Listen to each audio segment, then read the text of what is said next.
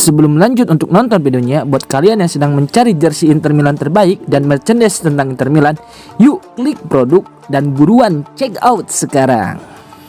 Inter lirik duo bek Bologna, Bekema prioritas, Lucumi muncul sebagai alternatif menarik. Hari yang kembali meninggalkan luka bagi Inter di markas Bologna tidak hanya ditandai oleh kekalahan pahit, tetapi juga oleh pengamatan intensif dari manajemen Nerazzurri terhadap lini belakang tuan rumah, sebagaimana dilaporkan oleh La Gazzetta dello Sport. Dalam kekalahan tersebut, John Lucumi tampil solid dengan menjaga ketat pergerakan Lautaro Martinez, hingga namanya masuk dalam daftar pemain terbaik laga versi internal Inter. Penampilan itu membuat bek asal Kolombia itu resmi masuk ke radar klub, sebagai opsi nyata untuk lini pertahanan masa depan.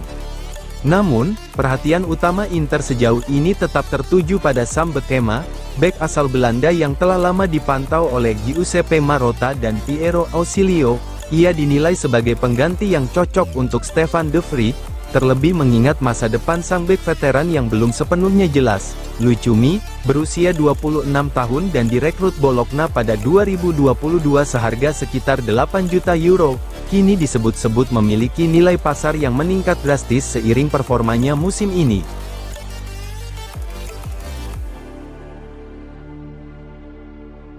UEFA kucurkan dana, Inter kantongi 4,5 juta euro dari program kompensasi klub.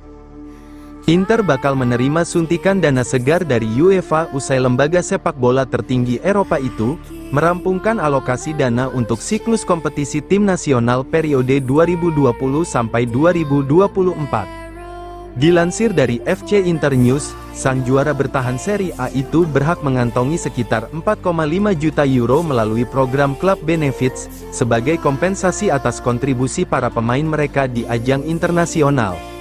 UEFA mengalokasikan total 233 juta euro kepada 901 klub dari 55 asosiasi nasional yang ambil bagian dalam berbagai kompetisi, termasuk UEFA Nations League edisi 2020 dan 2022, kualifikasi Euro 2022 sampai 2024, hingga putaran final UEFA Euro 2024. Sebanyak 93 juta euro dari jumlah tersebut dibagi berdasarkan persentase yang telah disepakati, di mana klub-klub dari berbagai level kompetisi mulai dari tim elit hingga kesebelasan amatir ikut merasakan manfaatnya. Inter menjadi salah satu penerima terbesar, tetapi klub-klub kecil pun turut kecipratan. Salah satu contohnya adalah Yorkshire Amateur, tim kasta ke-10 sepak bola Inggris, yang juga menerima bagian dari dana tersebut. Bagi Inter, dana ini bisa menjadi tambahan modal penting menjelang bursa transfer musim panas. CEO klub, BP Marotta, tengah bersiap untuk melakukan perombakan skuad, menyusul kebutuhan generasi terhadap tim asuhan Simone Inzaghi yang kini dipenuhi pemain veteran.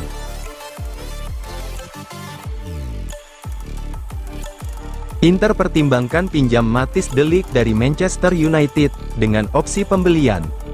Menurut laporan dari Tutto Mercato Web, Inter tengah mempertimbangkan langkah untuk mendatangkan Matthijs de Ligt dari Manchester United pada bursa transfer musim panas mendatang. Opsi yang dipertimbangkan adalah kesepakatan peminjaman dengan opsi pembelian permanen di akhir masa pinjaman.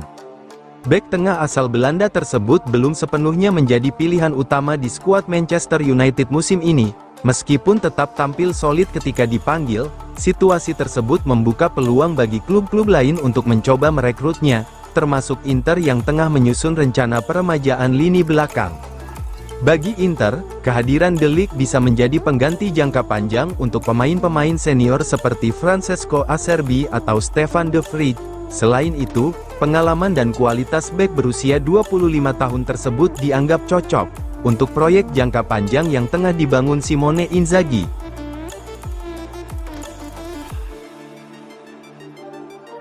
Laga Inter kontra Roma dipindah hari Minggu, sehari setelah pemakaman Paus Fransiskus. Pertandingan Inter menghadapi AS Roma dalam lanjutan Giornata ke-34 Serie A resmi dijadwalkan digelar pada Minggu, tanggal 27 April pukul 20 waktu Indonesia Barat di Stadio Giuseppe Meazza, Milan. Jadwal ini ditetapkan menyusul pemakaman Paus Fransiskus yang berlangsung sehari sebelumnya.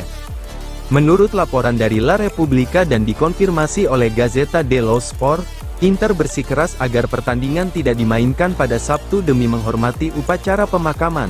Awalnya, laga ini dijadwalkan pada Sabtu tanggal 26 April pukul 23 waktu Indonesia Barat, sebelum sempat berpindah ke Minggu pukul 17.30 waktu Indonesia Barat, lalu kembali dirumorkan akan digelar Sabtu malam pukul 1.45. Namun, keputusan akhir memastikan laga tetap digelar pada hari Minggu pukul 20 waktu Indonesia Barat, setelah Inter menolak permintaan Lega Serie A untuk bermain Sabtu malam. Pemerintah Italia sendiri telah menetapkan 5 hari masa berkabung nasional, dan melarang digelarnya pertandingan Serie A pada hari pemakaman.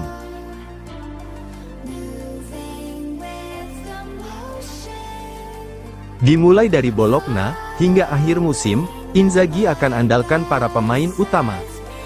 Menurut laporan dari Pasquale Guaro, Simone Inzaghi ingin bertarung habis-habisan di semua kompetisi yang masih diikuti Inter musim ini, Serie A, Liga Champions, dan Coppa Italia. Oleh sebab itu, dimulai dari pertandingan kontra Bologna kemarin, tidak ada perubahan besar dalam susunan pemain seperti yang biasa si pelatih lakukan. Hal itu karena ia menginginkan para pemain terbaik yang tersedia terus bermain tanpa ada rotasi, dengan alasan menghemat energi. Pemain utama yang diganti hanya akan ada satu alasan, cedera. Selain itu, mereka akan terus bermain sejak awal di setiap kompetisi hingga akhir musim ini. Pada sesi latihan terakhir sebelum pertandingan, pelatih Inter tersebut mencoba menurunkan formasi terbaiknya sesuai kondisi fisik para pemain yang tersedia. Napoli favorit juara Serie A, prioritas Inter jelas di Liga Champions. Mantan bek Napoli Ruud Krol menilai Partenopei kini menjadi favorit untuk meraih gelar Serie A musim ini, karena Inter akan mengalihkan fokus ke Liga Champions.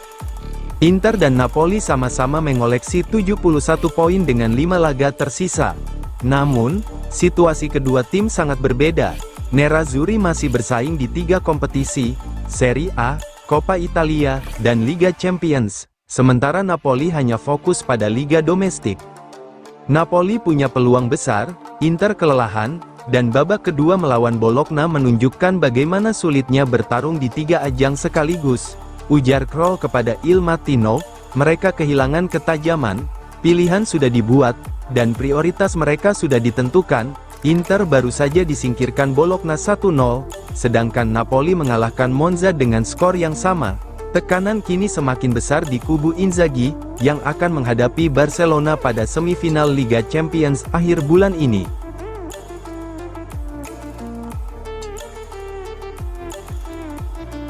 Inter versus AC Milan, menang 3-0, Rossoneri ke final Coppa Italia. AC Milan menang meyakinkan 3-0 atas Inter Milan. Kemenangan di derby Milan ini membawa Rossoneri ke final Coppa Italia. Inter Milan versus AC Milan pada leg kedua semifinal Coppa Italia berlangsung di Giuseppe Meazza. Rossoneri mampu unggul 2 gol berkat brace dari Luka Jovic. Ia bikin gol di menit ke-36 dan 50. Tijani Reijnders kemudian menutup kemenangan Milan, berkat golnya di menit ke-85. Kemenangan ini mengantarkan Il Diavolo ke laga final. Milan melaju ke partai puncak usai unggul agregat 4-1. Pada leg pertama, duel berakhir imbang 1-1, Rossoneri menanti pemenangan Bologna versus Empoli sebagai lawan di semifinal. Sementara untuk Inter kegagalan lolos ke final membuat mereka harus mengubur mimpi untuk treble winners di musim ini.